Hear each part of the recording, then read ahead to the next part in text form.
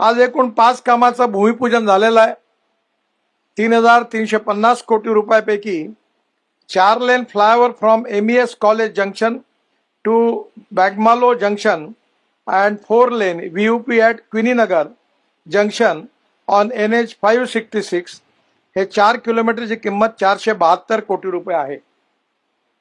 माझी मुख्यमंत्र्यांना आणि मुख्य सचिवांना विनंती आहे की मी या रस्त्याचं जेव्हा जेव्हा निरीक्षण करतो तेव्हा या रस्त्यामध्ये काही सरकारी लोकांनी अतिक्रमण केलं असा माझा डाऊट आहे, कारण त्याची विड्थ काही बरोबर नाही आहे।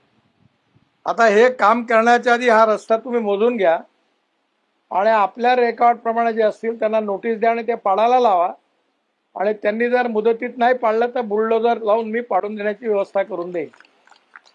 पण मोजून घ्या एकदा।